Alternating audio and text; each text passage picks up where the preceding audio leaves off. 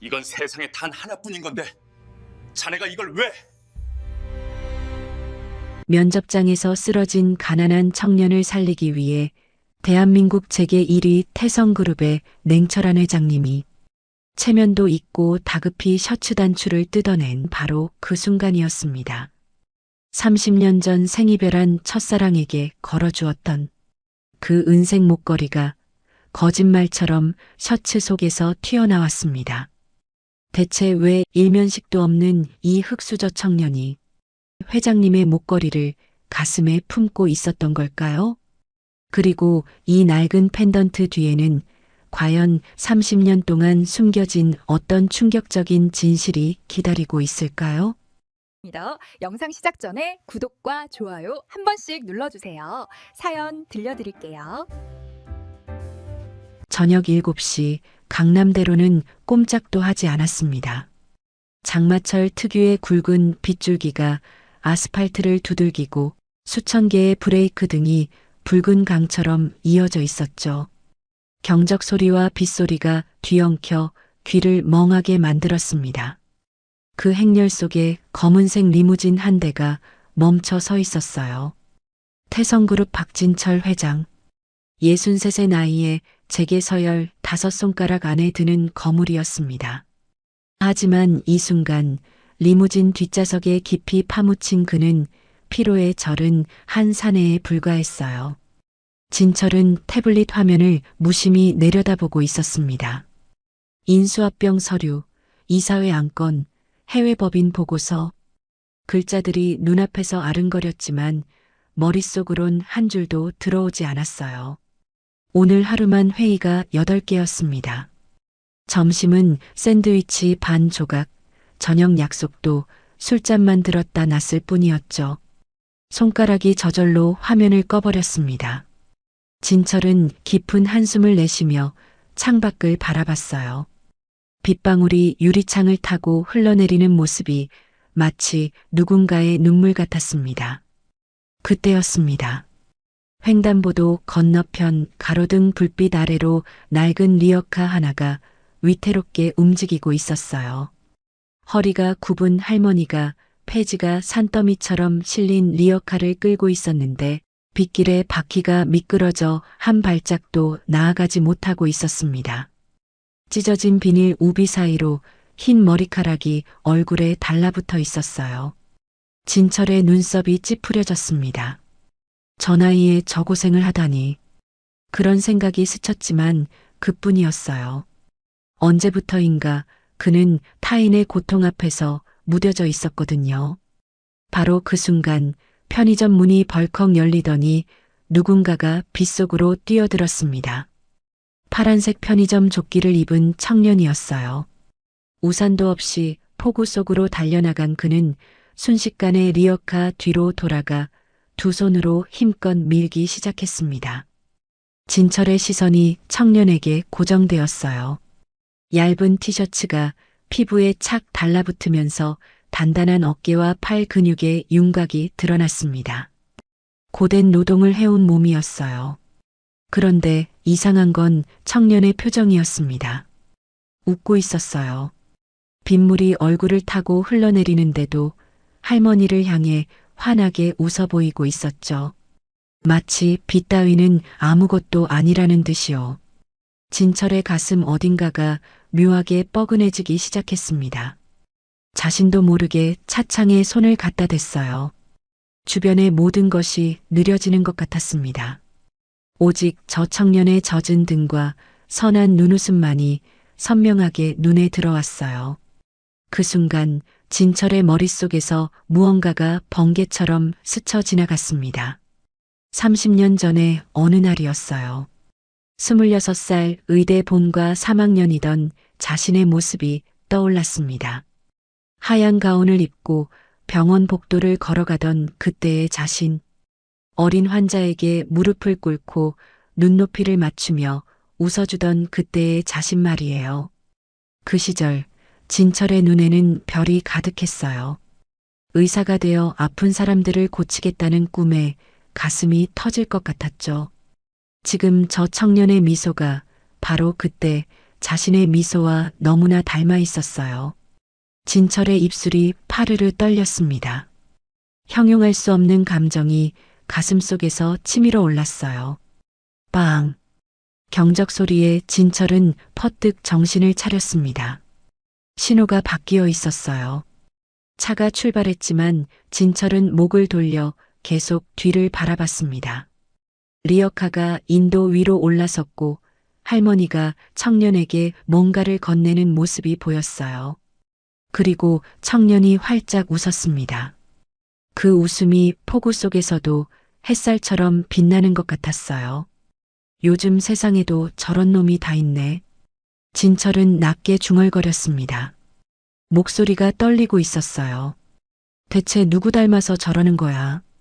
한편 민우는 할머니가 쥐어준 박하사탕을 손바닥 위에 올려놓고 바라보고 있었습니다. 됐어요, 할머니. 이건 할머니 드세요.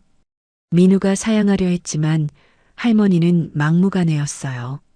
주름진 손으로 민우의 손을 꼭 잡아주시며 고맙다고 아들 같다고 하셨습니다. 우리 아들도 살아있으면 너만 했을 텐데. 할머니의 눈가에 빗물인지 눈물인지 모를 것이 흘러내렸어요. 민우는 괜히 코끝이 찡해져서 고개를 숙였습니다. 엄마 생각이 났거든요.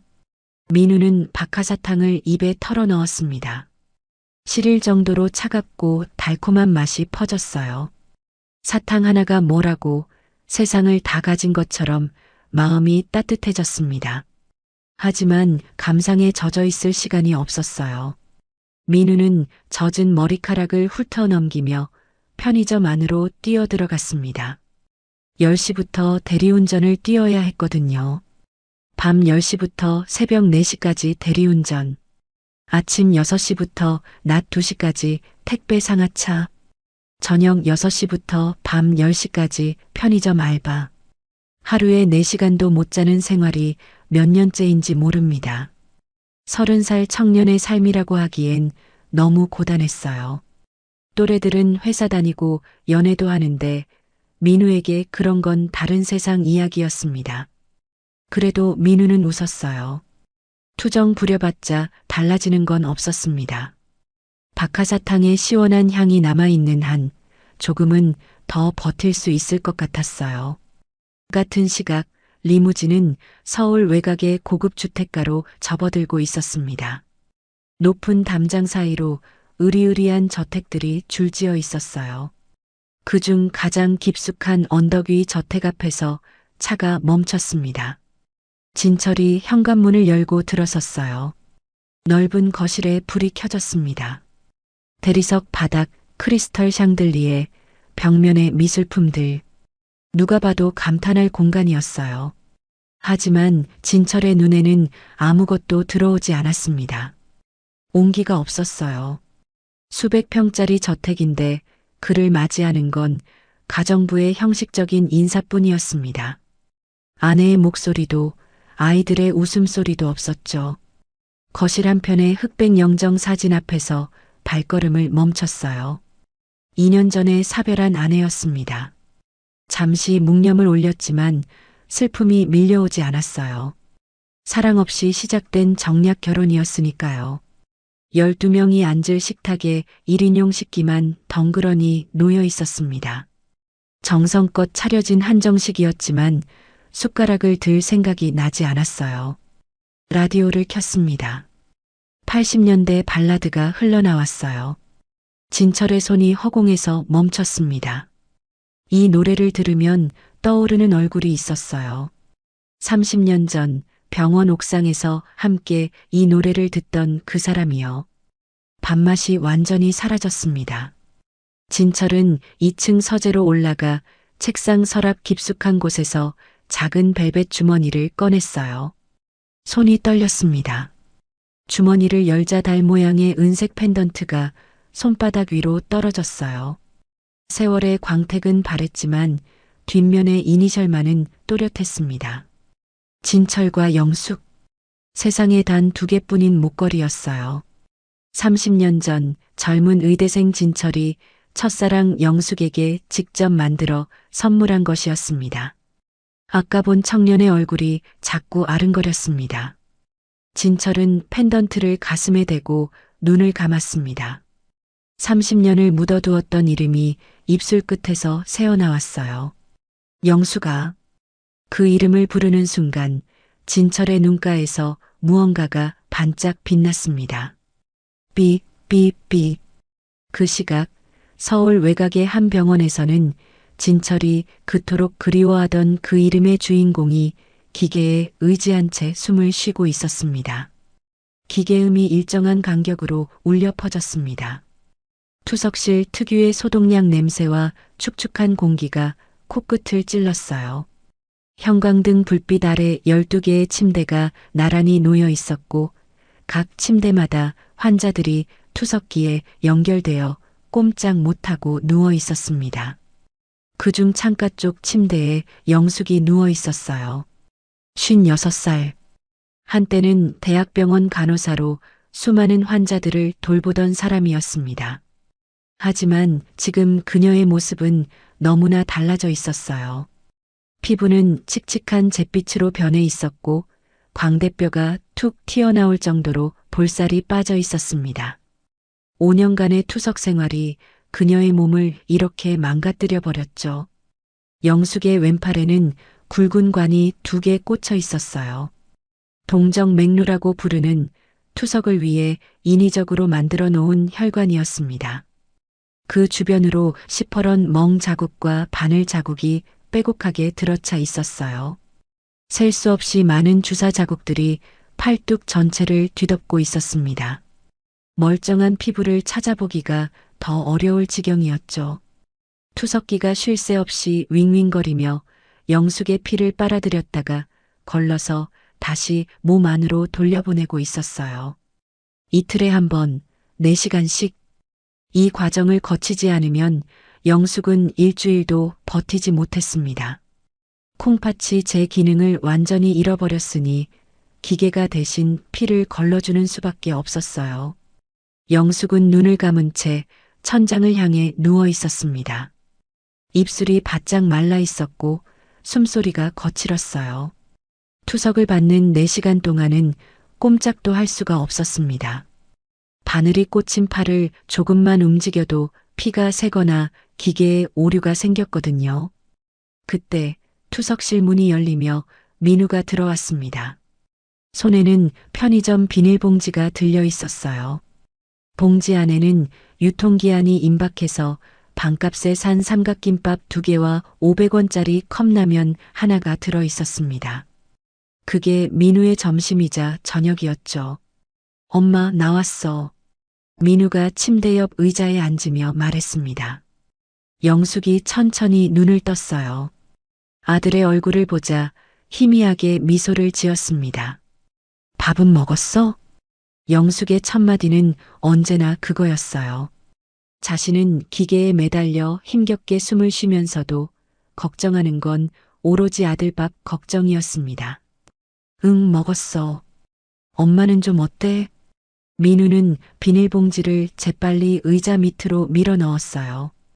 어머니에게 폐기 직전 도시락을 먹는다는 걸 들키고 싶지 않았거든요.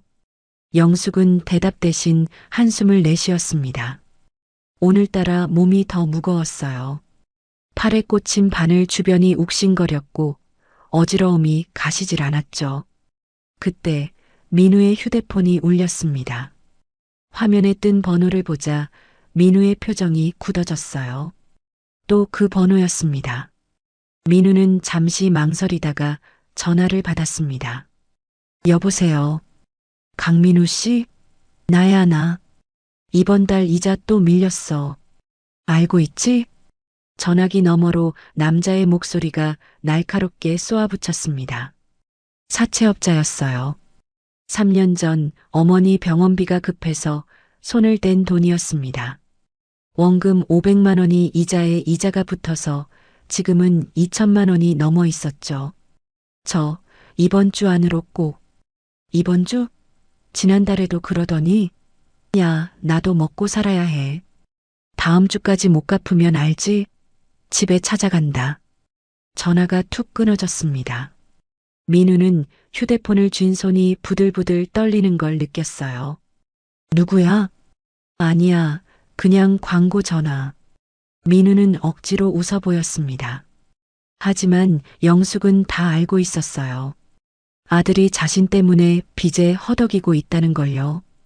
영숙의 눈가에 눈물이 맺혔습니다. 나 같은 돈 먹는 하마는 죽지도 않아서 문제야. 엄마, 그런 소리 하지 마. 진짜야. 이렇게 살아서 뭐해? 너 인생만 망치고. 영숙의 목소리가 떨렸습니다. 눈물이 볼을 타고 흘러내렸어요. 민우는 어머니의 손을 꼭 잡았습니다. 엄마가 있어야 내 인생이지. 그런 소리 다시 하면 나 진짜 화낸다. 잠시 후 담당 의사가 투석실로 들어왔습니다. 영숙의 차트를 들여다보던 의사의 표정이 심각하게 굳어졌어요. 보호자분, 잠깐 나와 보시겠어요? 민우는 불안한 마음으로 의사를 따라 복도로 나갔습니다. 어머니 혈관 상태가 너무 안 좋습니다. 동정맥류의 협착이 심해서 이대로 가면 투석 자체가 어려워질 수 있어요. 그럼 어떻게 해야 하는 건가요? 이식밖에 답이 없습니다. 바늘 꽂을 곳도 거의 없어요. 민우의 얼굴이 하얗게 질렸습니다. 일단 밀린 병원비부터 해결하셔야 합니다. 원무과에서 연락 갔을 거예요. 민우는 원무과로 향했습니다. 창구 직원이 말했어요. 이영숙님 보호자시죠? 미납금이 500만 원입니다. 이번 달 안에 해결 안 되시면 입원 치료는 어렵습니다. 민우는 화장실로 들어가 휴대폰을 꺼냈어요. 떨리는 손으로 은행 앱을 열었습니다. 잔액 3,400원. 민우는 세면대를 붙잡고 고개를 숙였습니다. 눈물이 뚝뚝 떨어졌어요. 소리 없이 어깨가 들썩였습니다. 그날 밤 반지하 단칸방으로 돌아왔습니다. 곰팡이 핀 벽지, 삐걱거리는 장판. 그마저도 월세가 밀려 언제 쫓겨날지 모르는 형편이었죠. 영숙이 힘겹게 몸을 일으키려 했습니다. 엄마, 어디 가려고? 식당에 전화해 봐야지. 설거지라도 하면 하루에 5만 원은 벌잖아. 안 돼. 엄마 지금 몸이 어떤데? 민우가 어머니를 다시 눕혔습니다. 영숙의 눈에 눈물이 맺혔어요. 그럼 어떡해? 너 혼자 벌어서 언제 그 돈을 다 갚아? 민우는 대답하지 못했습니다. 그때 휴대폰에 뉴스 알림이 떴습니다. 태성그룹 신입 공채, 초임 연봉업계 최고 경신. 민우는 기사를 눌렀어요. 초임 연봉 7천만 원의 성과급까지. 중소기업의 두세 배였습니다. 이거면 빚을 갚고 어머니 수술비까지 모을 수 있을 것 같았어요. 뭐 보는 거야? 취업 공고. 태성그룹에서 공채를 하는데. 순간 영숙의 얼굴이 창백해졌습니다. 몸이 부르르 떨렸어요. 태성? 그룹? 목소리가 갈라졌습니다. 숨이 가빠졌어요. 공포에 질린 사람처럼요. 엄마, 왜 그래? 영숙은 한참을 헐떡이다가 겨우 진정했어요. 그 회사는 안 돼. 거기만은 안 돼. 왜? 영숙은 대답하지 않았습니다. 눈을 질끈 감았어요. 하지만 민우는 물러서지 않았어요. 엄마, 지금 회사 가릴 때야? 나 스펙 없어. 학벌도 없어. 근데 우리한테 다른 길이 있어? 영숙은 말이 없었습니다. 내가 붙으면 엄마 수술시킬 수 있어.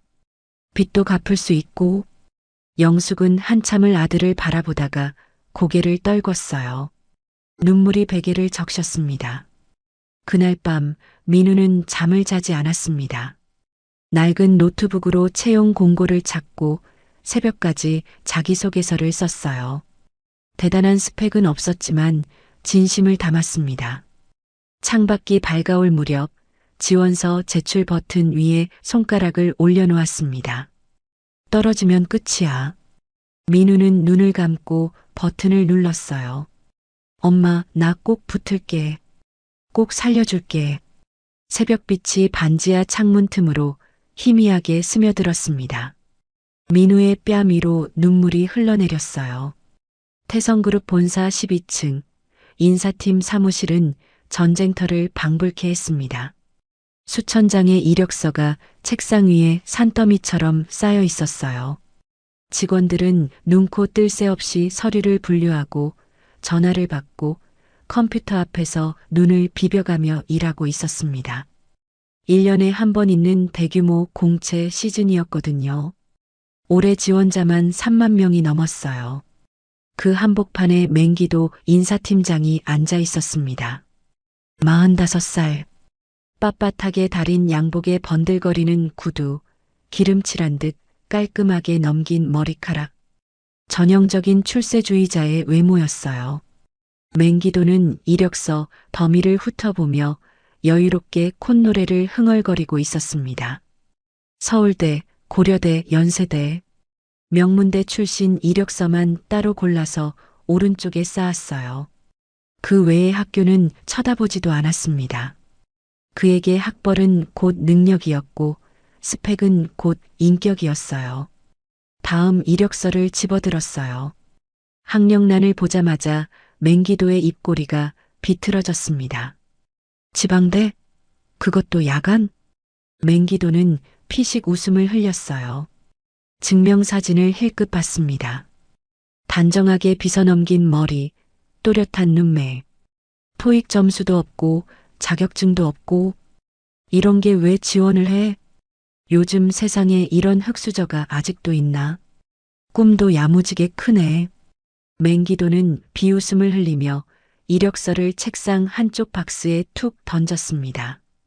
박스에는 빨간 글씨로 파쇄되기라고 적혀 있었어요. 한번 들어가면 다시 나올 수 없는 무덤이었죠. 강민우라는 이름이 적힌 이력서가 다른 탈락자들의 서류 위에 아무렇게나 떨어졌습니다. 맹기도는 다시 콧노래를 흥얼거리며 다음 이력서를 집어들었어요. 그에게 민우의 이력서는 이미 잊힌 존재였습니다. 그때였습니다. 회장님 오십니다.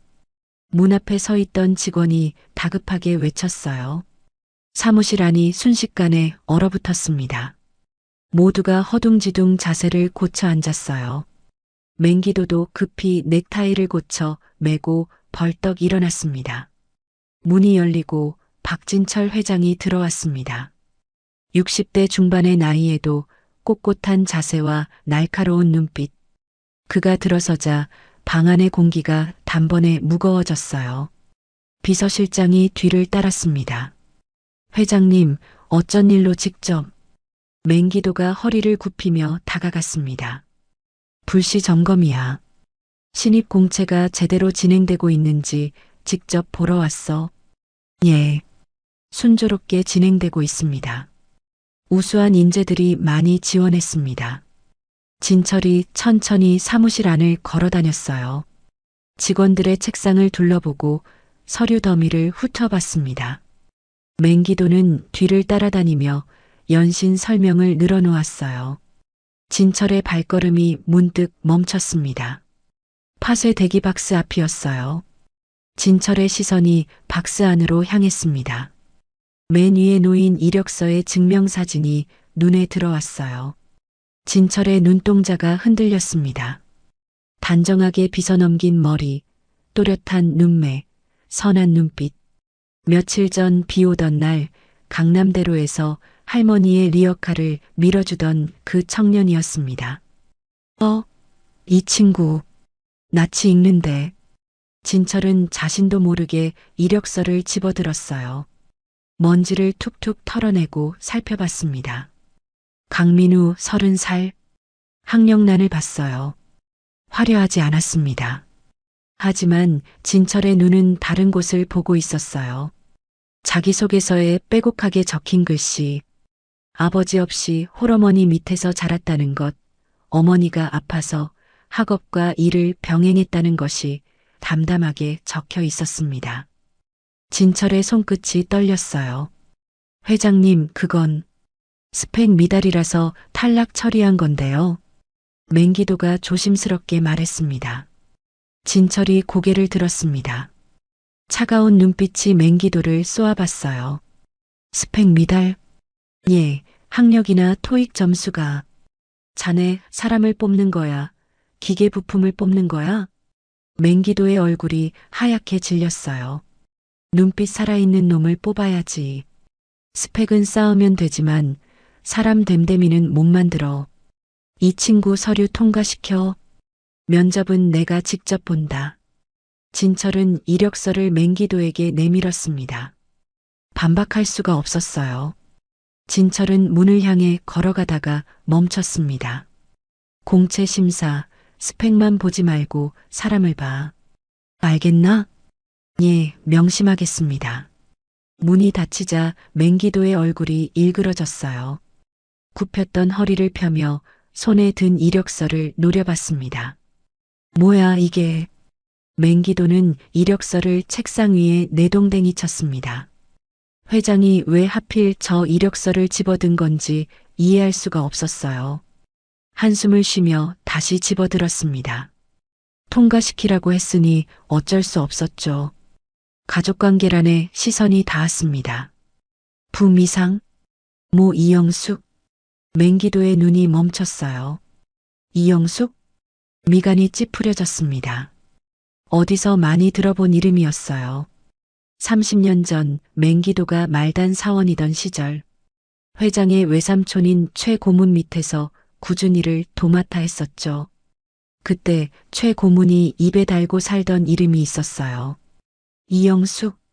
당시 의대생이던 젊은 도련님이 사귀던 간호사의 이름이었습니다. 최 고문은 그 여자를 두고 천한 것이라고 욕하며 이를 갈았었어요. 설마 30년 전 그 여자는 아니겠지. 맹기도는 고개를 저었습니다. 이영숙이라는 이름이 얼마나 흔한데. 에이, 아닐 거야. 흔한 이름이잖아. 맹기도는 중얼거리며 이력서를 서류통과 더미에 끼워 넣었습니다. 찜찜한 기분이 들었지만 회장 지시니까 어쩔 수 없었어요. 같은 시각 반지하 단칸방에서 민우는 깊은 잠에 빠져 있었습니다. 밤새 자기소개서를 쓰느라 뜬 눈으로 밤을 지새운 탓이었어요. 낡은 이불을 뒤집어 쓴 채 바닥에 쓰러지듯 누워 있었습니다. 그때 휴대폰이 울렸습니다. 민우는 무의식 중에 손을 뻗어 휴대폰을 더듬었습니다. 눈도 제대로 뜨지 못한 채 화면을 켰어요. 태성그룹 채용 안내. 민우의 눈이 번쩍 떠졌습니다. 떨리는 손가락으로 알림을 눌렀어요. 강민우님 서류 전형에 합격하셨습니다. 민우는 한참 동안 화면을 멍하니 바라봤습니다. 글자가 눈에 들어오지 않았어요. 다시 읽었습니다. 또 읽었어요. 합격? 내가? 민우의 눈에서 눈물이 주르륵 흘러내렸어요. 믿기지 않았습니다. 스펙도 없고 학벌도 없는 자신이 대기업 서류 전형을 통과하다니요. 엄마. 민우는 벌떡 일어나 영숙에게 뛰어갔습니다. 영숙이 깜짝 놀라 눈을 떴어요. 나 붙었어. 서류 붙었어. 영숙은 화면을 보다가 아들의 얼굴을 봤어요. 그리고 영숙의 눈에서도 눈물이 흘러내렸습니다. 잘했어, 우리 아들. 영숙이 민우의 손을 꼭 잡았어요. 말라깽이 같은 손이었지만 그 안에 담긴 온기는 세상 무엇보다 따뜻했습니다. 민우는 어머니의 손을 쥐고 또 울었습니다. 아직 면접이 남아 있었지만 이 순간만큼은 그냥 기뻐하고 싶었어요. 한 발짝 내디뎠다는 것, 그것만으로도 충분했습니다. 창문 틈으로 햇살이 비쳐 들어왔어요. 반지하 방에도 빛이 드는 날이 있다는 걸 민우는 오늘 처음 알았습니다.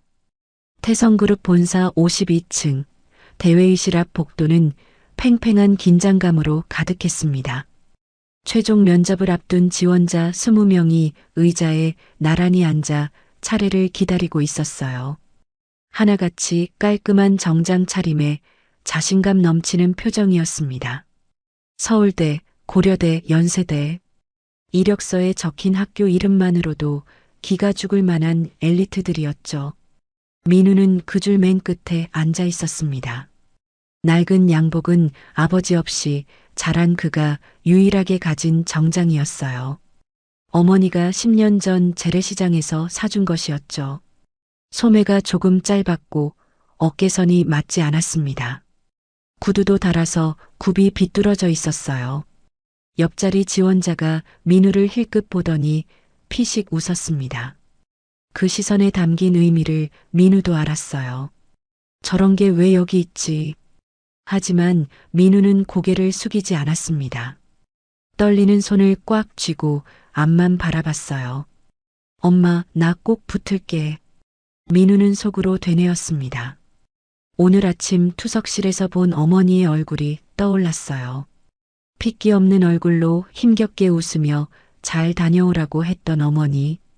그 얼굴을 생각하니 긴장이 조금 가라앉았습니다. 강민우 씨, 들어오세요.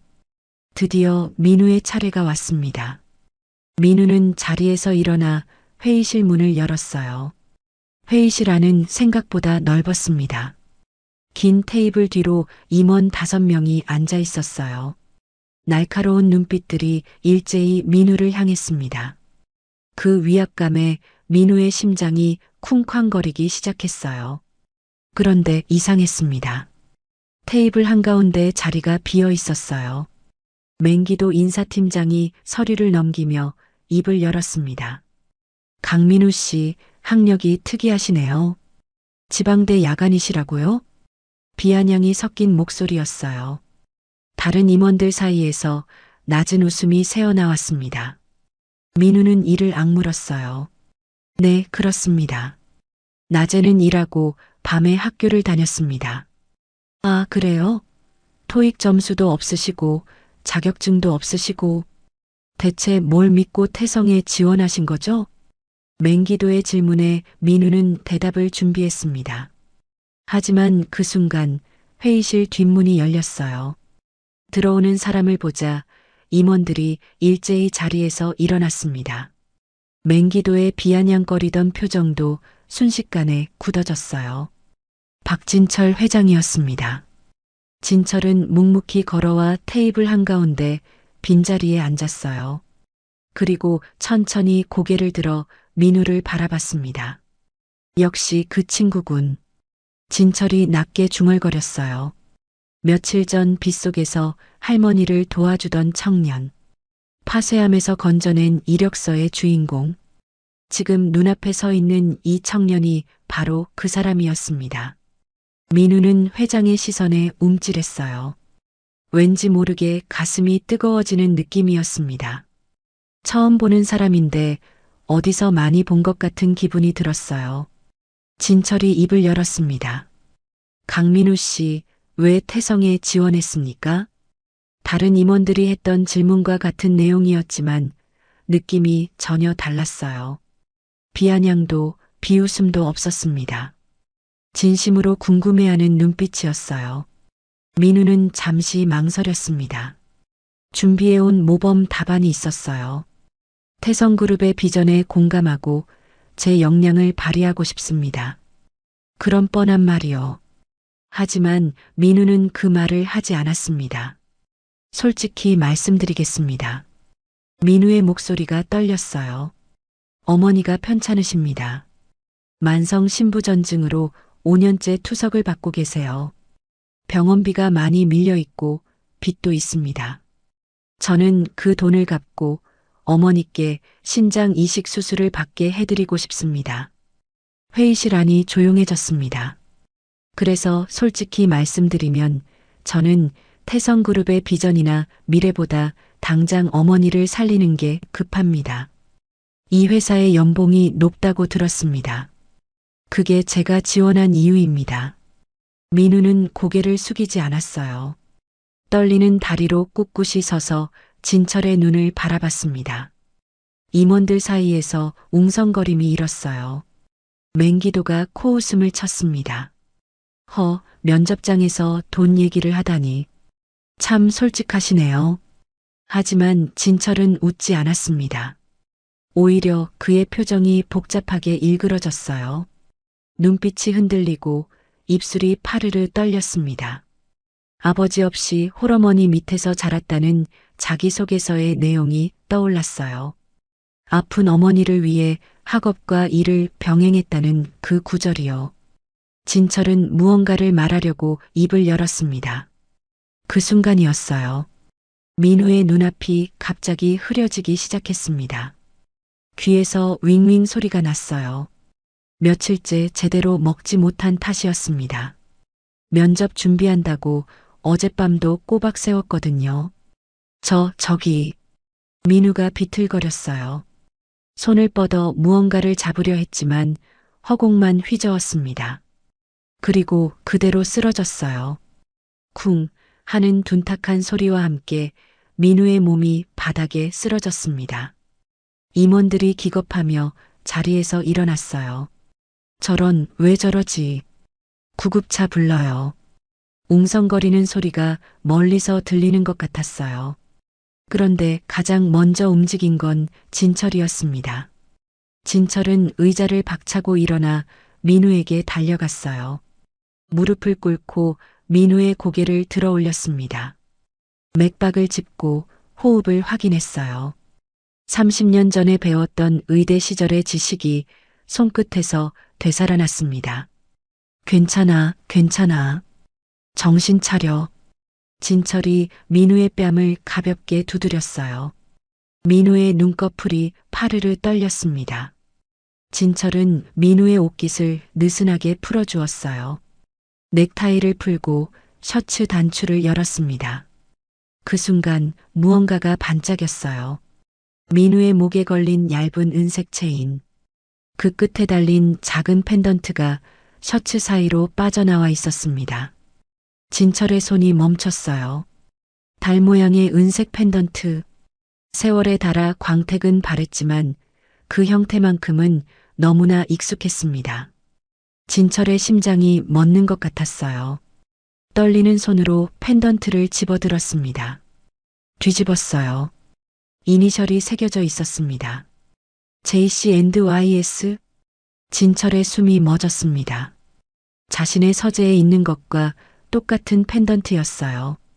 30년 전 첫사랑 영숙에게 선물했던 바로 그것이었습니다. 세상에 단 2개뿐인 목걸이. 하나는 자신이 갖고 하나는 영숙에게 주었던 그 목걸이가 지금 이 청년의 목에 걸려 있었어요. 진철의 손이 부들부들 떨렸습니다. 이게 왜 내게 있는 거지? 진철의 목소리가 갈라졌어요. 민우가 희미하게 눈을 떴습니다. 초점 없는 눈으로 천장을 바라보다가 자신을 붙잡고 있는 사람의 얼굴을 봤어요. 이 목걸이 어디서 났어? 진철이 다급하게 물었습니다. 민우의 입술이 달싹거렸어요. 희미한 목소리가 새어나왔습니다. 엄마가 주신 거예요. 아빠가 주신 거라고. 그 순간 진철의 눈에서 무언가가 주르륵 흘러내렸습니다. 아빠가 주신 거라고. 이영숙, 30살, 아버지 미상. 모든 조각이 맞춰지는 것 같았어요. 진철은 의식을 잃어가는 민우를 꼭 안았습니다. 30년 만에 처음으로 그의 두 눈에서 뜨거운 눈물이 멈추지 않고 흘러내렸어요. 1994년 봄, 서울대학병원 정원에는 벚꽃이 흩날리고 있었습니다. 분홍빛 꽃잎들이 바람에 실려 하늘을 수놓았어요. 병원을 오가는 사람들의 어깨 위로, 머리 위로 꽃잎이 내려앉았습니다. 삭막한 병원에도 봄은 어김없이 찾아왔어요. 26살의 박진철은 인턴 가운을 입고 병원 복도를 걸어가고 있었습니다. 잘생긴 얼굴에 총명한 눈빛, 서울의대 수석 입학에 인턴 평가도 최상위권이었죠. 게다가 태성그룹 창업주의 외손자라는 화려한 배경까지. 병원 안에서 모르는 사람이 없었어요. 간호사들 사이에서는 백마탄 왕자라는 별명으로 불렸습니다. 하지만 진철은 그런 것에 관심이 없었어요. 그에게 중요한 건 오직 환자를 살리는 것, 좋은 의사가 되는 것 뿐이었습니다. 야간 당직을 서던 어느 날 밤이었어요. 진철은 잠깐 바람을 쐬려고 병원 옥상으로 올라갔습니다. 계단을 올라 문을 열고 나가려는데 희미한 울음소리가 들렸어요. 옥상 한 구석, 물탱크 뒤에 누군가가 웅크리고 앉아 있었습니다. 간호사 유니폼을 입은 젊은 여자였어요. 어깨가 들썩이며 소리 없이 울고 있었습니다. 진철은 다가갔어요. 괜찮으세요? 여자가 화들짝 놀라 고개를 들었습니다. 눈물에 젖은 얼굴이 달빛에 비쳤어요. 23살쯤 되어 보이는 얼굴이었습니다. 예쁘장하면서도 어딘가 슬픔이 서린 눈이었어요. 이영숙이었습니다. 저 죄송합니다. 금방 갈게요. 영숙이 황급히 눈물을 닦으며 일어서려 했어요. 아니, 괜찮아요. 저도 바람 쐬러 왔거든요. 진철은 영숙 옆에 털썩 주저앉았어요. 영숙이 당황한 눈으로 그를 바라봤습니다. 울고 싶을 때 우는 거죠, 뭐. 저도 가끔 여기 와서 울어요. 그건 거짓말이었어요. 하지만 영숙의 긴장을 풀어주고 싶었습니다. 그날 밤 두 사람은 옥상에서 오래 이야기를 나눴어요. 영숙은 고아원 출신이었습니다. 부모 얼굴도 모르고 자랐어요. 18배 고아원을 나와 낮에는 식당에서 일하고 밤에는 학원에서 공부해서 간호사 자격증을 땄죠. 피나는 노력 끝에 대학병원에 취직했지만 여전히 외로웠어요. 오늘 선배한테 혼났어요. 제가 실수를 했거든요. 그런데 그게 너무 서러워서 나한테는 기댈 곳이 없구나 싶어서 영숙의 눈에서 다시 눈물이 흘러내렸어요. 진철은 아무 말 없이 영숙의 손을 잡았습니다. 처음으로 잡은 손이었어요. 작고 차가운 손이었지만 그 안에 담긴 온기가 느껴졌습니다. 영숙이 깜짝 놀라 진철을 바라봤어요. 이제 기댈 곳이 생겼네요. 진철이 조용히 말했습니다. 영숙의 얼굴이 붉어졌어요. 그날 이후 두 사람은 몰래 만나기 시작했습니다. 병원 옥상 정원이 비밀 장소였어요. 당직이 끝난 새벽, 점심시간의 짧은 틈, 야근 후 지친 밤. 시간이 날 때마다 옥상에서 만났습니다. 별을 보고 달을 보고 서로의 이야기를 나눴어요. 진철은 영숙에게 의학 공부를 가르쳐 주었어요. 영숙은 진철에게 도시락을 싸다 주었죠. 소소하지만 따뜻한 시간들이 쌓여갔습니다. 나 너 좋아해. 어느 날 밤 진철이 말했어요. 영숙은 한참을 아무 말 없이 그를 바라보다가 고개를 끄덕였습니다. 나도요. 그의 여름 진철은 영숙에게 선물을 준비했어요. 은색 펜던트 2개였습니다. 달 모양으로 직접 디자인해서 은세공 장인에게 맡겨 만든 것이었어요. 뒷면에는 두 사람의 이니셜을 새겼습니다. JC&YS? 세상에 딱 2개뿐이야. 하나는 내가, 하나는 네가 갖는 거야. 진철이 영숙의 목에 펜던트를 걸어 주었어요. 달이 뜨는 밤마다 이거 보면서 날 생각해. 나도 그럴게. 영숙의 눈에 눈물이 고였어요. 하지만 슬픈 눈물이 아니었습니다. 태어나서 처음으로 누군가에게 사랑받는다는 느낌이 들었어요. 영원히 함께하자. 진철이 영숙을 꼭 안았습니다. 영숙도 그의 품에 얼굴을 묻었어요. 하지만 행복은 오래가지 못했습니다. 가을이 되었을 때 둘의 관계가 발각되었어요. 진철의 외삼촌 최 전무가 병원에 나타났습니다. 누군가 밀고를 한 것이었어요. 최 전무는 영숙을 병원 주차장으로 불러냈습니다. 내년이 이영숙이냐? 최 전무의 목소리는 싸늘했어요. 영숙은 떨리는 다리로 서서 고개를 숙였습니다. 천한 간호사년이 재벌가 핏줄에 눈독을 들여 어디서 굴러온 고아년이 감히. 최 전무가 영숙의 뺨을 때렸어요. 영숙이 비틀거리며 쓰러졌습니다.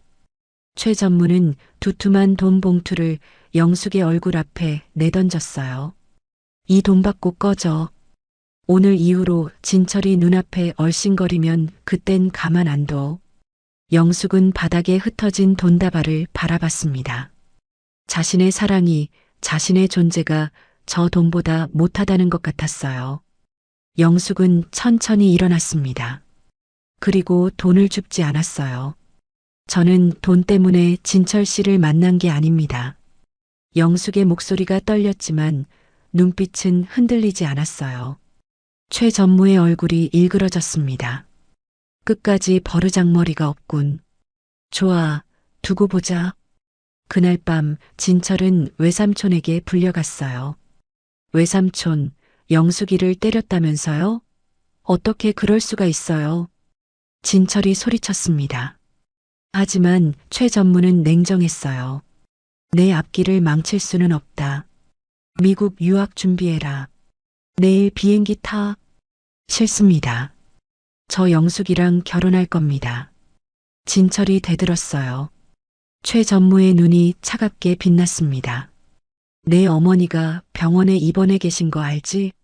내가 손만 쓰면 치료비 지원 끊을 수 있어. 그래도 괜찮겠어? 진철의 얼굴이 창백해졌습니다. 어머니는 오래전부터 지병으로 투병 중이었어요. 외삼촌의 지원 없이는 치료를 계속할 수 없었습니다. 비열하게, 좋게 말할 때 포기해. 어차피 그 여자는 이미 병원에서 쫓겨났어. 진철의 눈이 커졌어요. 뭐라고요? 오늘자로 해고야. 어디 갔는지는 나도 몰라. 진철은 외삼촌의 집을 뛰쳐나갔습니다. 병원으로 달려갔어요. 하지만 영숙은 이미 없었습니다. 기숙사에도 자주 가던 곳에도 없었어요. 영숙아, 영숙아. 진철은 밤새 서울을 헤맸습니다. 하지만 영숙을 찾을 수 없었어요. 다음 날 진철은 강제로 공항에 끌려갔습니다. 비가 내리고 있었어요. 검은 양복을 입은 남자들이 진철의 양팔을 붙잡고 있었습니다. 영숙아. 진철이 절규했어요. 하지만 공항 어디에도 영숙의 모습은 없었습니다. 진철의 눈에서 빗물인지 눈물인지 모를 것이 흘러내렸어요. 그렇게 그는 미국행 비행기에 올랐습니다. 같은 시각 서울의 허름한 고시원에서 영숙은 혼자 울고 있었습니다. 손에는 임신 테스트기가 들려 있었어요. 2줄. 양성이었습니다. 진철의 아이였어요. 영숙은 테스트기를 가슴에 꼭 안고 오열했습니다. 진철에게 말해야 했어요. 하지만 연락할 방법이 없었습니다. 핸드폰도 빼앗기고 어디로 갔는지도 몰랐어요. 목에 걸린 달 모양 펜던트만이 차갑게 빛나고 있었습니다. 진철 씨, 영숙은 펜던트를 꼭 쥐었어요. 이 아이는 내가 지킬게요. 꼭 지킬게요. 창밖으로 비가 쏟아지고 있었습니다. 30년 전 그날의 빗소리가 지금도 영숙의 귓가에 맴돌고 있었어요. 태성병원 최상층 VIP 병동 복도는 적막했습니다. 검은 양복을 입은 경호원들이 복도 양쪽에 서 있었어요. 일반인은 얼씬도 못하는 곳이었습니다. 2층 전체가 오직 한 사람의 환자를 위해 비워져 있었어요. 박진철 회장은 병실 앞 유리창에 서 있었습니다. 유리창 너머로 민우가 보였어요. 하얀 시트 위에 누워 링거를 맞고 있었습니다. 눈을 감고 깊이 잠들어 있었어요. 창백한 얼굴, 푹 꺼진 눈두덩, 앙상하게 드러난 광대뼈, 며칠을 굶은 사람의 얼굴이었습니다. 진철은 유리창에 손을 대고 민우의 얼굴을 쓰다듬는 신용을 했어요. 30년 전 자신의 얼굴이었습니다. 젊은 시절 거울 속에서 보던 바로 그 얼굴. 코의 선, 눈썹의 모양, 턱의 각도까지. 어쩜 이렇게 똑같을 수가 있을까요? 진철의 눈에서 눈물이 흘러내렸어요. 회장님, 뒤에서 목소리가 들렸습니다. 병원장이 허리를 굽히고 서 있었어요. 환자분 상태는 어떻습니까? 진철이 눈물을 닦으며 물었습니다. 생명에는 지장 없습니다. 심각한 영양실조와 과로입니다. 며칠 푹 쉬시고 영양 보충하시면 회복됩니다. 영양실조라고요? 네. 솔직히 말씀드리면 못 드셔서 그렇습니다. 위장에 음식물이 거의 없었습니다. 진철의 얼굴이 일그러졌어요. 주먹을 꽉 쥐었습니다. 못 먹어서 내 자식이 밥을 굶다니.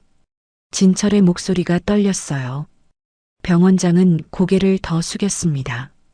최선을 다해 치료하겠습니다. 진철은 다시 유리창을 바라봤어요. 민우의 앙상한 손목이 시트 위로 드러나 있었습니다. 뼈가 보일 정도로 말랐어요. 침대 옆에는 면접장에서 신고 왔던 낡은 구두가 놓여 있었습니다. 굽이 닳아서 비뚤어진 구두. 진철은 가슴을 쳤어요. 미안하다. 아비가 죄인이다. 낮은 독배기 복도에 울렸습니다. 그때 비서실장이 다가왔어요. 회장님 말씀하신 자료입니다. 비서실장이 태블릿을 내밀었습니다. 화면에는 서류 한 장이 떠 있었어요. 가족관계 증명서. 진철은 떨리는 손으로 태블릿을 받았습니다. 화면을 확대해서 한 글자 한 글자 읽어 내려갔어요. 성명 강민우. 생년월일 1995년 2월 14일. 부미상. 모 이영숙. 1969년생. 부미상. 그 세 글자가 진철의 가슴에 박혔어요. 미혼모. 영숙은 미혼모로 민우를 낳고 키웠습니다. 아버지 이름 한 줄 없이 30년을 혼자서. 진철은 태블릿을 꽉 쥐었어요. 손이 부들부들 떨렸습니다. 내가 이렇게 만들었어. 진철의 눈에서 또다시 눈물이 흘러내렸어요. 그때 복도 저쪽에서 소란이 일었습니다. 회장님 계십니까? 맹기도 인사팀장이 큰 화환을 들고 뛰어오고 있었어요. 경호원들이 가로막았지만 맹기도는 억지로 비집고 들어오려 했습니다. 저 좀 보게 해주세요. 쓰러진 지원자 문병 왔습니다. 진철의 눈이 차갑게 빛났어요. 돌려보내. 네. 당장 돌려보내라고 했다. 진철의 목소리는 낮았지만 서슬이 퍼렇게 섰어요. 경호원들이 맹기도를 끌어냈습니다. 맹기도의 항해 소리가 멀어져 갔어요. 진철은 다시 유리창을 바라봤습니다. 민우는 여전히 깊이 잠들어 있었어요. 비서실장이 조심스럽게 입을 열었습니다. 회장님, 면접장에서 수고한 것입니다. 비서실장이 작은 비닐 봉투를 내밀었어요. 안에는 머리카락 몇 가닥이 들어 있었습니다. 환자분이 쓰러지셨을 때 바닥에 떨어진 것을 수거했습니다. 진철은 봉투를 받아들었어요. 잠시 들여다보다가 비서실장에게 도로 건넸습니다. 유전자 센터장 닥달해서 오늘 밤 안으로 결과 가져와. 비용은 얼마든 써도 좋아. 네, 알겠습니다. 비서실장이 고개를 숙였어요. 그리고 비서실장이 말을 이었습니다. 영숙님의 거취를 파악했습니다. 진철의 눈이 번쩍 떠졌어요. 어디 있어? 서울 외곽의 한 요양병원입니다. 만성 신부전증으로 5년째 투석 치료 중이십니다. 진철의 얼굴이 굳어졌어요. 병원 상태는? 비서실장이 잠시 망설였습니다. 솔직히 말씀드리면 열악합니다. 6인실 병동에 계시고 시설이 낙후되어 있습니다. 곰팡이 문제도 있는 것으로 파악됩니다. 진철의 주먹이 부르르 떨렸어요. 뭐라고? 의료비 문제로 더 좋은 병원으로 옮기지 못하신 것 같습니다. 밀린 병원비도 상당하고 사채빚도 있는 것으로. 됐어. 진철이 비서실장의 말을 끊었어요. 눈에 불이 켜졌습니다. 지금 당장 차 대기시켜. 네. 거기로 간다. 지금 당장.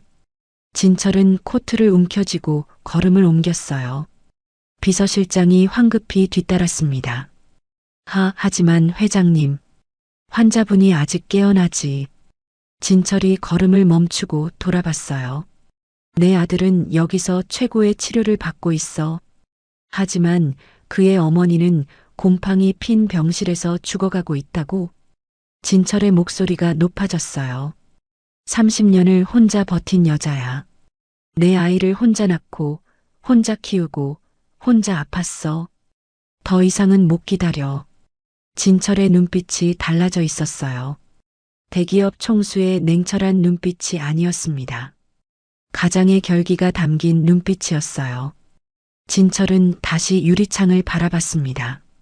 잠든 민우의 얼굴을 한 번 더 눈에 담았어요. 민우야, 아버지가 엄마 데리러 간다. 조금만 기다려. 진철은 낮게 중얼거렸어요. 그리고 몸을 돌려 복도를 걸어갔습니다. 경호원들이 일제히 움직였어요. 비서실장이 휴대폰을 꺼내 어딘가에 전화를 걸었습니다. 네, 차량 즉시 대기시키세요. 회장님 이동하십니다. 엘리베이터 문이 열렸어요. 진철이 안으로 들어섰습니다. 유전자 검사 결과 나오는 대로 바로 보고해. 네, 알겠습니다. 엘리베이터 문이 닫혔어요. 진철은 엘리베이터 안에서 눈을 감았습니다. 가슴속에서 뜨거운 것이 솟구쳤어요. 영수가 30년 만에 다시 부르는 이름이었습니다. 기다려. 이제 간다. 엘리베이터가 지하 주차장으로 내려갔어요. 검은 리무진이 이미 대기하고 있었습니다. 진철은 차에 올랐어요. 문이 닫히자마자 입을 열었습니다. 빨리 가. 차가 출발했습니다. 서울의 밤거리가 창밖으로 스쳐 지나갔어요. 진철은 주머니에서 자신의 펜던트를 꺼냈습니다. 달 모양의 은색 펜던트. 30년 동안 간직해온 것이었어요. JC&YS. 진철은 펜던트를 꼭 쥐었습니다. 이제 돌려줄게. 30년치 빚을 갚을게. 리무진이 서울의 밤을 가르며 달렸어요. 영숙이 있는 곳을 향해서.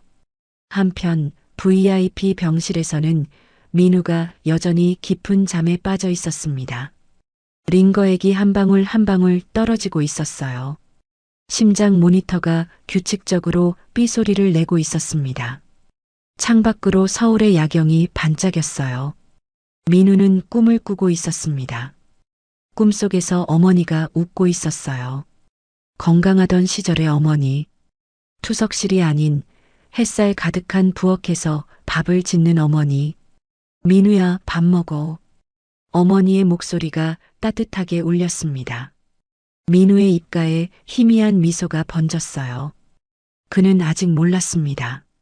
자신의 아버지가 30년 만에 어머니를 찾아가고 있다는 것을, 모든 것이 바뀌려 하고 있다는 것을. 밤은 깊어가고 있었습니다. 검은 리무진이 서울의 밤거리를 달리고 있었습니다. 진철은 뒷좌석에 앉아 창밖을 바라보고 있었어요. 네온사인이 번쩍이고 늦은 밤에도 사람들이 오가는 거리.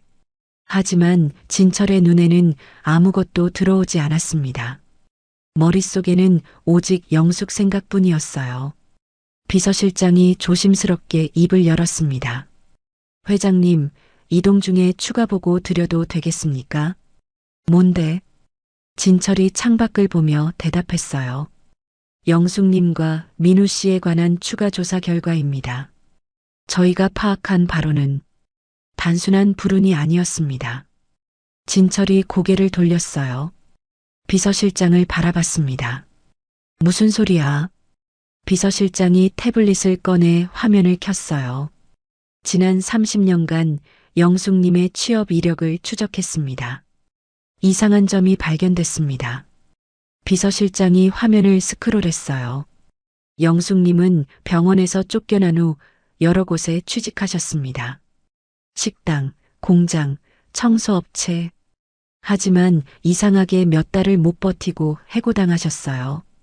매번 진철의 눈이 좁아졌어요. 왜? 조사 결과 누군가가 고용주들에게 압력을 넣은 정황이 있습니다. 저 여자 쓰면 큰일 난다. 협박을 했다고 합니다. 뭐라고? 진철의 목소리가 낮아졌어요. 비서실장이 말을 이었습니다. 기초생활수급자 신청도 마찬가지입니다. 영숙님이 수급 신청을 하실 때마다 서류가 반려됐습니다. 담당 공무원에게 누군가 손을 썼습니다. 누가 그랬어? 진철의 주먹이 떨렸어요. 비서실장이 잠시 망설이다가 입을 열었습니다. 최 고문입니다. 진철의 얼굴이 굳어졌어요. 최 고문이 30년 전부터 끈앞풀들을 심어두고 영숙님을 감시해 왔습니다. 취업하시면 방해하고 복지 혜택을 받으려 하시면 막았습니다. 철저하게. 진철은 아무 말도 하지 못했어요. 손이 부들부들 떨렸습니다. 그뿐이 아닙니다. 비서실장이 다른 화면을 띄웠어요. 민우 씨가 사채를 쓰게 된 경위입니다. 3년 전 민우 씨가 학자금 대출을 신청했습니다. 하지만 이상하게 모든 금융기관에서 거절당했어요. 왜? 신용등급이 갑자기 떨어졌습니다. 누군가 민우 씨 명의로 허위 채무를 등록해서요. 그래서 정상적인 대출을 받지 못하고 사채에 손을 대게 된 겁니다. 진철의 눈이 시뻘겋게 충혈됐어요. 그리고 그 사채업자도 최 고문 쪽 사람입니다. 처음부터 민우 씨를 노리고 접근한 겁니다. 비서실장이 태블릿을 내렸어요. 진철을 바라봤습니다. 30년입니다, 회장님. 30년 동안 최 고문이 영숙님과 민우 씨를 조직적으로 괴롭혀왔습니다. 침묵이 흘렀어요. 진철은 손에 들고 있던 보고서를 구겼습니다. 종이가 찢어지는 소리가 났어요. 짐승만도 못한 놈. 진철의 목소리가 갈라졌어요. 어머니는 알고 계셨나? 나만 바보였어? 30년 동안 나만 몰랐던 거야? 진철은 구겨진 보고서를 바닥에 내던졌어요. 주먹으로 좌석을 쳤습니다. 그 시간에 영숙이는 굶고 아들은 사채에 시달리고 있었는데 나는 뭘 했어? 나는 뭘 하고 있었냐고. 진철이 소리쳤어요. 운전석의 기사가 움찔했습니다. 비서실장도 고개를 숙였어요. 차 안이 무거운 침묵으로 가라앉았습니다. 그때 진철의 휴대폰이 진동했어요. 진철은 떨리는 손으로 휴대폰을 꺼냈습니다.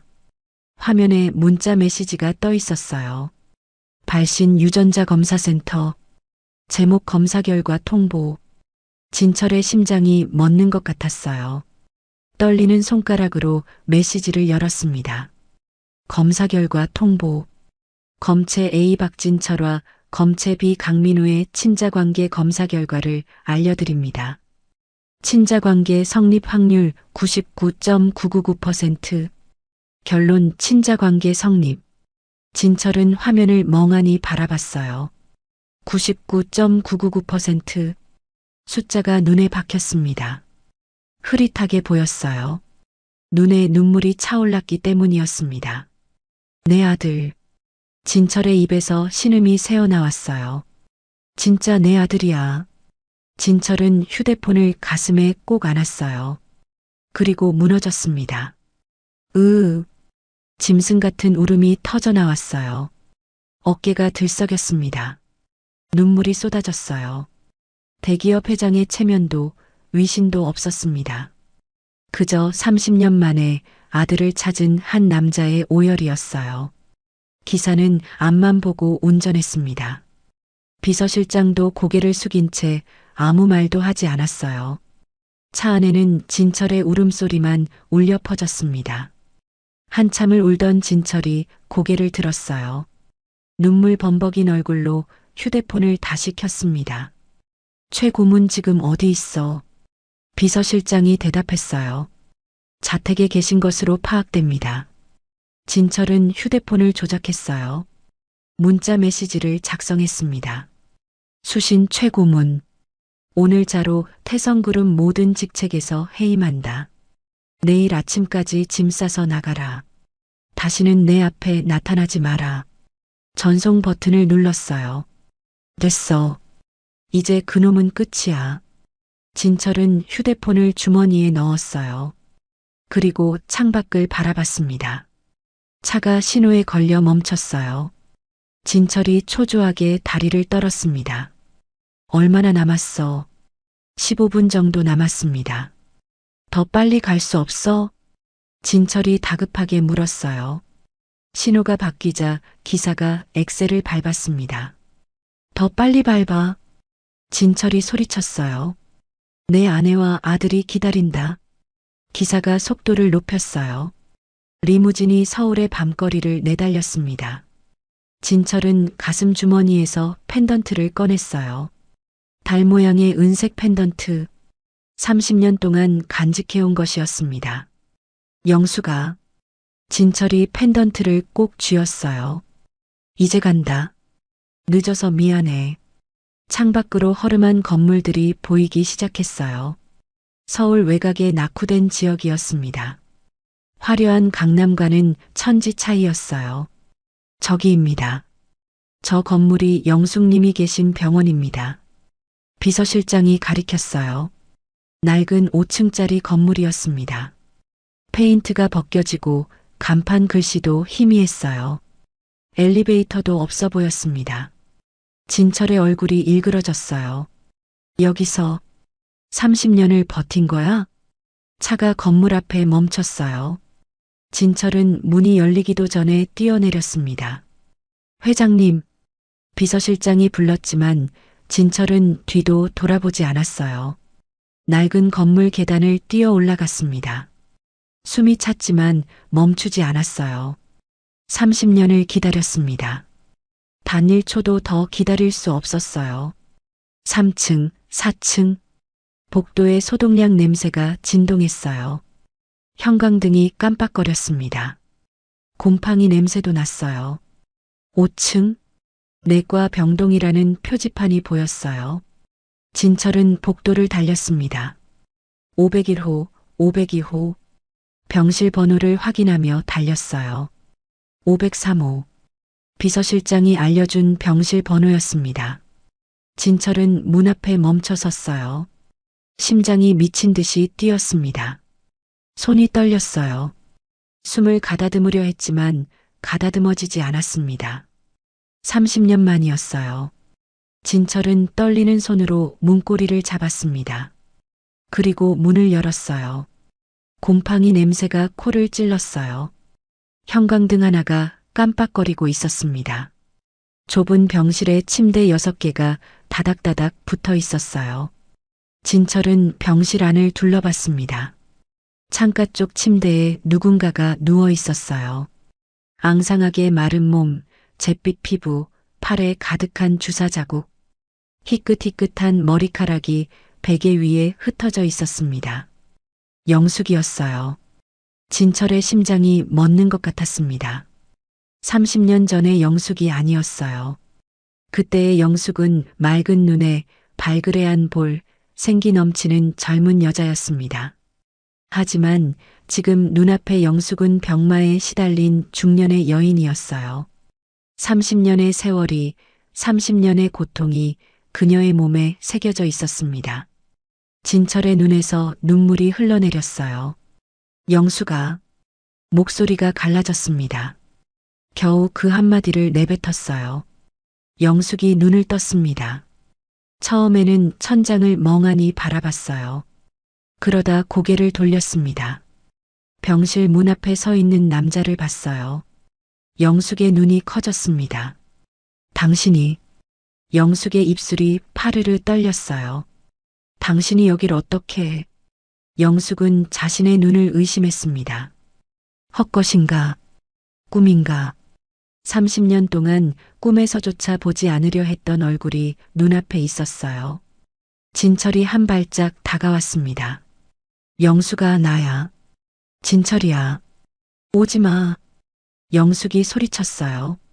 몸을 일으키려 했지만 힘이 없어서 제대로 일어나지 못했습니다. 저리 가. 왜 여기 와? 왜 이제 와서? 영숙이 베개를 집어 진철에게 던졌어요. 베개가 허공을 날아 바닥에 떨어졌습니다. 우리 민우 건들지 마.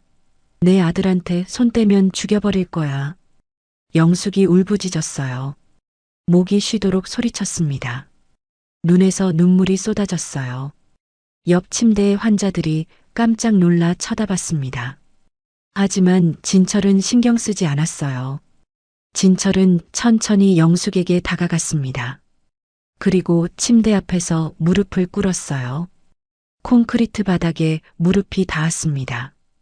대기업 회장이 허름한 병원의 곰팡이 핀 바닥에 무릎을 꿇었어요.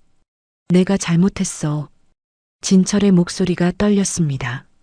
나 몰랐어. 정말 몰랐어. 내가 임신한 것도, 민우가 태어난 것도, 내가 이렇게 고생한 것도, 아무것도 몰랐어. 거짓말. 영숙이 소리쳤어요. 당신네 집안이 날 쫓아냈잖아. 돈 던지면서 꺼지라고 했잖아. 알아. 알아, 영숙아. 진철이 고개를 숙였어요. 외삼촌이 그랬어. 그 인간이 다 한 짓이야. 나는 강제로 미국에 끌려갔어. 돌아와서 너를 찾았어. 30년 동안 찾았어. 근데 못 찾았어. 진철의 어깨가 들썩였어요. 미안해. 지켜주지 못해서 미안해. 찾지 못해서 미안해. 진철이 영숙의 손을 잡았습니다.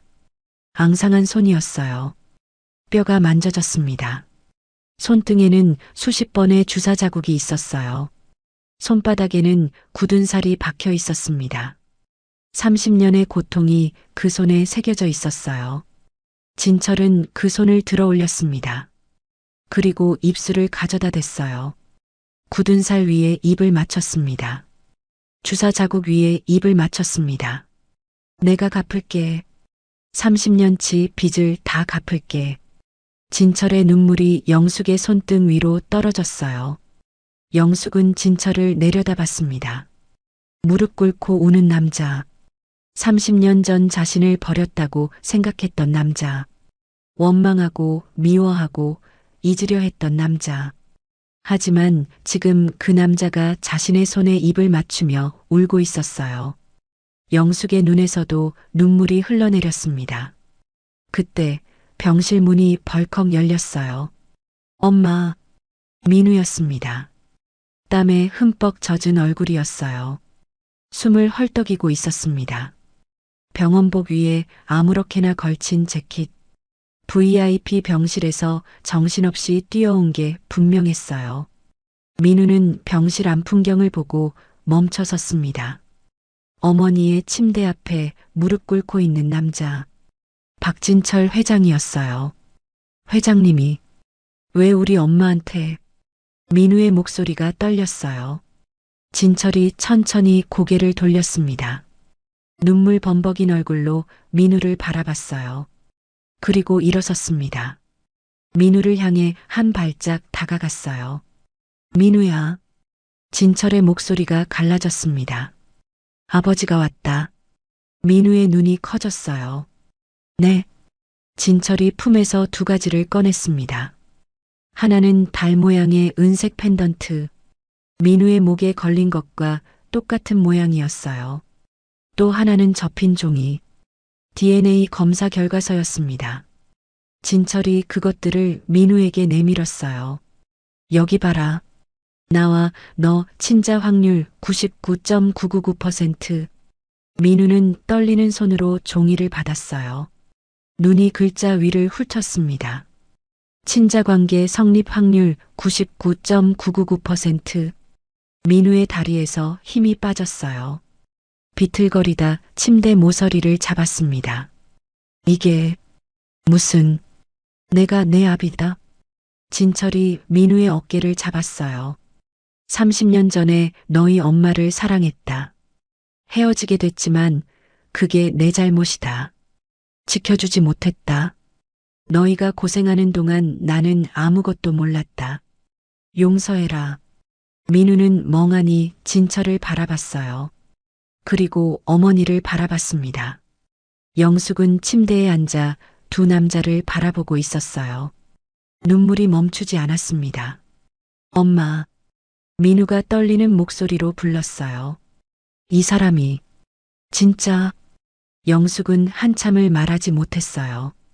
입술을 깨물고 눈물을 삼키고 그리고 천천히 고개를 끄덕였습니다. 내 아버지 맞다. 영숙의 목소리가 갈라졌어요. 미안해, 민우야. 엄마가 말을 못했어. 말하면 더 힘들어질까봐.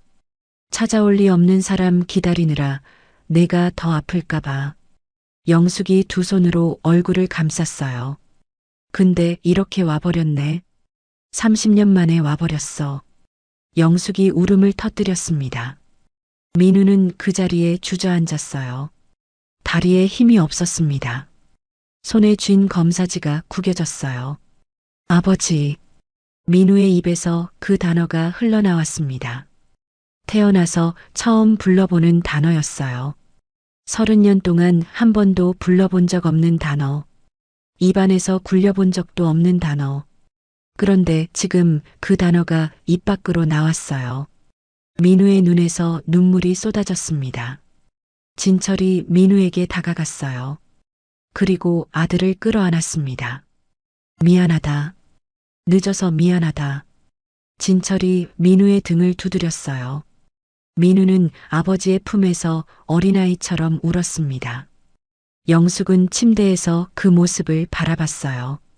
그리고 손을 뻗었습니다. 민우야, 이리 와. 민우가 어머니에게 다가갔어요. 영숙이 민우를 끌어안았습니다. 진철도 다가왔어요. 두 사람을 함께 안았습니다. 좁은 병실, 곰팡이 핀 벽, 깜빡거리는 형광등 아래에서 세 사람이 부둥켜 안고 울었어요. 30년의 한이 눈물이 되어 쏟아졌습니다. 영숙의 울음, 민우의 울음, 진철의 울음이 뒤섞였어요. 옆 침대의 환자들이 고개를 돌렸지만 세 사람은 신경 쓰지 않았습니다. 미안해. 사랑해. 보고 싶었어? 누가 먼저랄 것 없이 말들이 쏟아졌어요. 진철은 영숙의 머리카락을 쓰다듬었습니다. 영숙은 민우의 손을 꼭 잡았어요. 민우는 두 사람의 품에서 울었습니다. 창밖으로 달이 떠 있었어요. 30년 전 병원 옥상에서 함께 보던 달. 두 개의 펜던트에 새긴 달. 그 달이 지금 이 낡은 병실을 비추고 있었습니다. 긴 밤이 지나고 있었어요. 30년의 어둠이 걷히고 새로운 아침이 밝아오려 하고 있었습니다. 세 사람은 한참 동안 서로를 놓지 않았어요. 드디어 가족이 되는 순간이었습니다. 서울 성북동 고풍스러운 한옥이 달빛 아래 고요히 서 있었습니다. 태성그룹 창업주의 저택. 왕 여사가 거처하는 본가였어요. 높은 담장과 굳게 닫힌 대문. 수십 년의 세월을 견뎌온 기와 지붕이 위엄 있게 하늘을 향하고 있었습니다. 안채의 큰 방에서 날카로운 목소리가 울려 퍼졌어요. 뭐라고? 다시 말해봐. 왕 여사가 호통쳤습니다. 80이 넘은 나이에도 눈빛은 여전히 서슬퍼랬어요. 흰 머리카락을 단정하게 올려 묶고 고급 한복을 차려입은 모습. 태성그룹의 안주인다운 위엄이 있었습니다. 그 앞에 최 고문이 엎드려 있었어요. 진철이가 그 천한 것들을 다시 불러들였습니다. 최 고문의 목소리가 떨렸어요. 얼굴에는 분노와 두려움이 뒤섞여 있었습니다. 30년 전 그 간호사년 잊지 않습니까? 그년과 그년이 낳은 사생아를 데려왔습니다. 심지어 저를 해임시켰습니다. 최 고문이 이를 갈았어요. 왕 여사의 눈이 가늘어졌습니다. 그게 사실이냐? 예, 누님. 제가 어찌 거짓을 아뢰겠습니까? 직접 확인하셨으면 합니다. 왕 여사는 잠시 침묵했어요. 그리고 옆에 있는 집사에게 명령했습니다. 진철이에게 연락해라. 지금 당장 본가로 오라고 해. 네, 마님. 집사가 황급히 물러났어요. 최 고문이 입꼬리를 올렸습니다. 왕 여사가 자신의 편을 들어줄 거라 확신했어요. 30년 전에도 그랬으니까요. 2시간 뒤 본가 대문이 열렸습니다. 검은 승용차 세대가 들어왔어요. 맨 앞차에서 박진철이 내렸습니다. 그리고 뒷차 문이 열렸어요. 영숙이 내렸습니다. 깔끔하게 차려입은 모습이었지만 긴장한 기색이 역력했어요. 그리고 민우가 내렸습니다. 새 양복을 입고 있었지만 어깨가 잔뜩 굳어 있었어요. 진철이 두 사람의 손을 잡았습니다. 걱정 마. 내가 다 해결할 테니까. 진철의 목소리는 단단했어요. 세 사람은 나란히 안채로 걸어갔습니다. 하인들이 수군거렸지만 진철은 신경 쓰지 않았어요. 큰 방 앞에 도착했습니다. 진철이 깊이 숨을 들이쉬었어요. 들어갑니다. 문이 열렸습니다. 왕 여사가 방 한가운데 앉아 있었어요. 옆에 최 고문이 서 있었습니다. 왕 여사의 눈이 문 쪽을 향했어요. 그리고 진철 뒤에 서 있는 두 사람을 봤습니다. 왕 여사의 얼굴이 굳어졌어요. 내가 기어이 사단을 내는구나. 왕 여사가 호통쳤습니다. 방 안의 공기가 얼어붙었어요. 30년 전에 정리된 일을 왜 다시 끄집어내느냐. 그것도 그 천한 것들을 데리고. 어머니. 진철이 차분하게 입을 열었어요. 이 사람들은 천한 것들이 아닙니다. 제 아내와 제 아들입니다. 왕 여사의 눈이 부릅떠졌어요. 뭐라고? 진철이 영숙과 민우를 앞으로 이끌었습니다. 어머니, 손주입니다. 인사 올리거라. 민우는 다리가 떨렸어요. 하지만 아버지의 눈빛을 보고 용기를 냈습니다. 천천히 앞으로 나아갔어요. 그리고 왕 여사 앞에서 무릎을 꿇었습니다. 큰 절을 올렸어요. 이마가 바닥에 닿았습니다. 손자 강민우 할머니께 인사 올립니다. 민우의 목소리가 떨렸지만 또렷했어요. 왕 여사는 꿇어앉은 민우를 내려다봤습니다. 코웃음을 치려던 참이었어요. 그런데 민우가 고개를 들었습니다. 왕 여사의 눈이 커졌어요. 숨이 멎는 것 같았습니다. 민우의 얼굴, 이마의 선, 눈썹의 모양, 코의 각도, 턱의 선, 어디서 많이 본 얼굴이었어요. 왕 여사의 머릿속에 한 사람의 얼굴이 떠올랐습니다. 영감, 죽은 남편, 태성그룹 창업주. 젊었을 때의 그 얼굴과 눈앞의 청년이 너무나 닮아 있었어요. 왕 여사의 손이 떨렸습니다. 최 고문이 재빨리 나섰어요. 누님 속지 마십시오. 저런 건 얼마든지 꾸밀 수 있습니다. DNA 검사 결과도 조작할 수 있고. 닥쳐. 왕 여사가 낮게 말했어요. 최 고문이 움찔했습니다. 왕 여사는 민우에게서 눈을 떼지 못했어요. 심장이 쿵쾅거렸습니다. 핏줄의 끌림이라는 게 있다면 지금 이 순간이 바로 그것이었어요. 진철이 앞으로 나섰습니다. 어머니, 저는 이 사람들을 포기하지 않을 겁니다. 뭐? 인정 안 해주시면 저도 태성그룹 회장직 내려놓겠습니다. 왕 여사의 눈이 커졌어요. 최 고문도 경악했습니다. 지금 뭐라고 했느냐? 회장직 내려놓겠다고 했습니다. 진철의 목소리는 흔들리지 않았어요. 30년 전에는 지키지 못했습니다. 어머니 말씀대로 외삼촌 말대로 살았습니다. 하지만 이번에는 아닙니다. 제 가족을 버리느니 회사를 버리겠습니다. 방안이 쥐 죽은 듯 고요해졌어요. 그때 영숙이 앞으로 나섰습니다. 어머님, 영숙이 왕 여사 앞에 무릎을 꿇었어요. 저를 미워하셔도 됩니다. 원망하셔도 됩니다. 당연한 겁니다. 영숙의 눈에 눈물이 고였어요. 하지만 이 아이는 받아주세요. 민우는 아무 죄가 없습니다.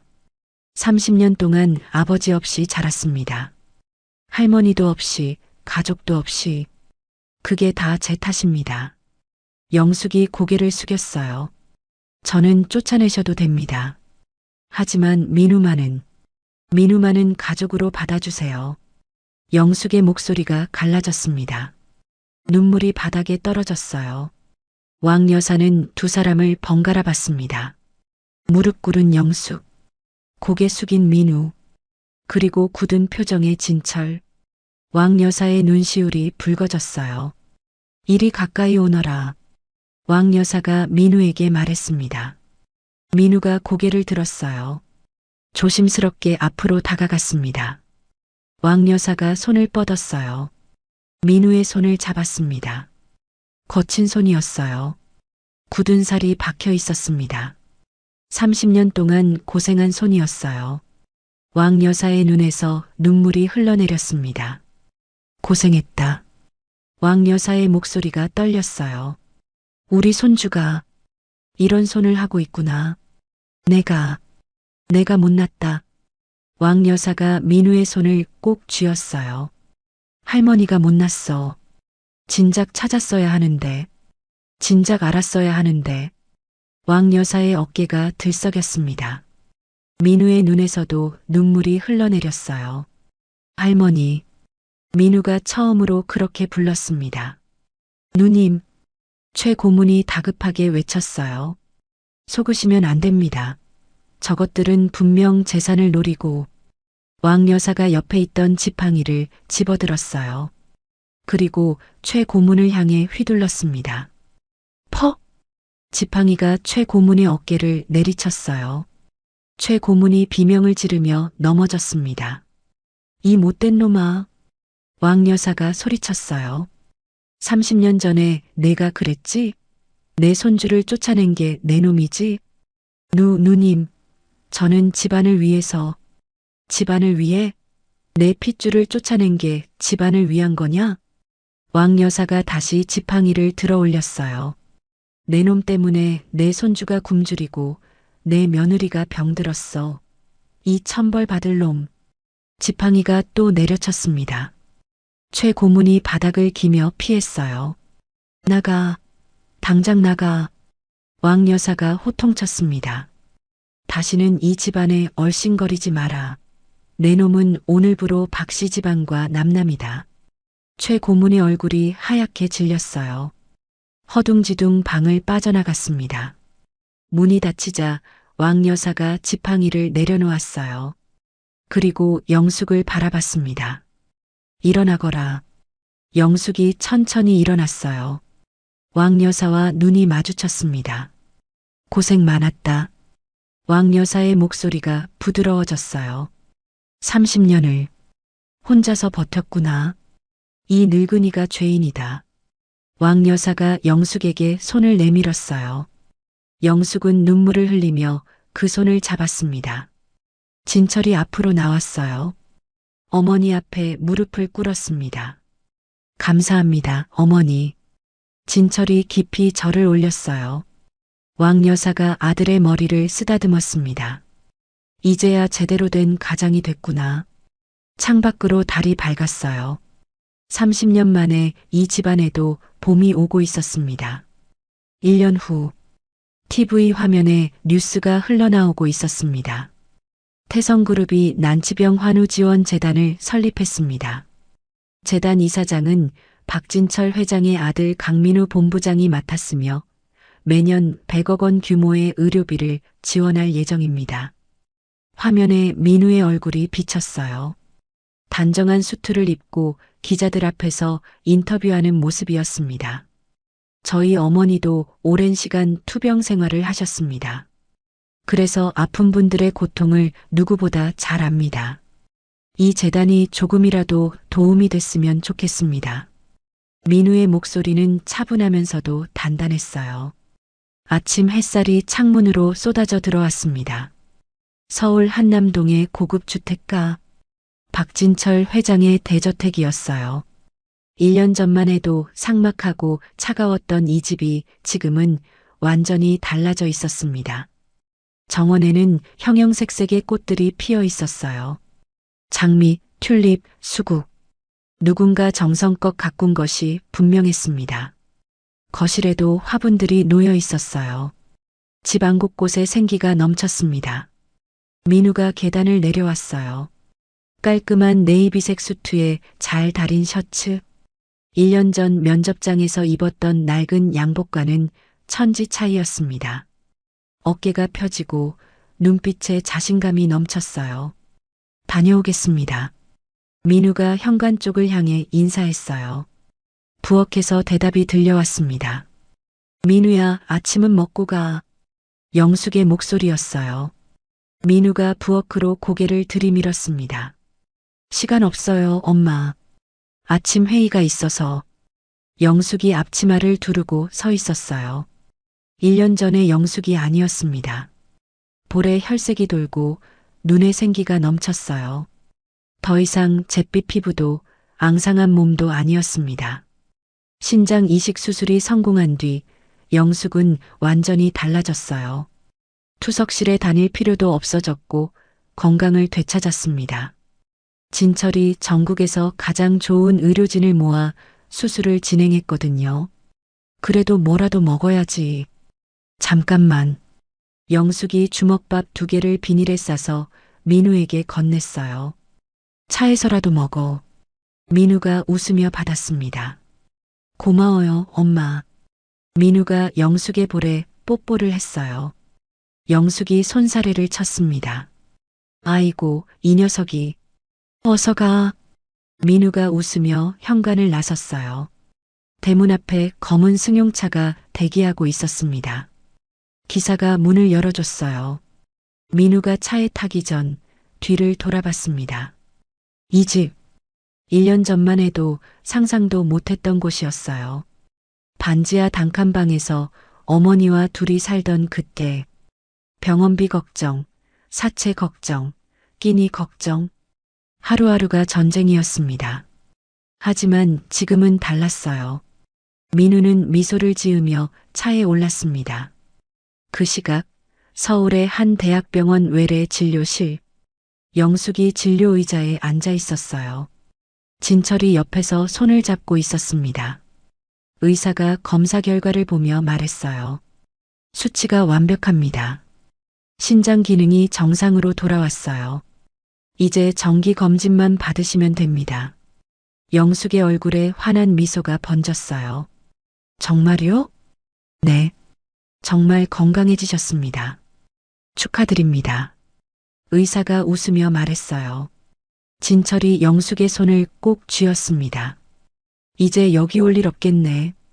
진철의 목소리가 떨렸어요. 영숙이 진철을 바라봤습니다. 당신 덕분이에요. 영숙이 조용히 말했어요.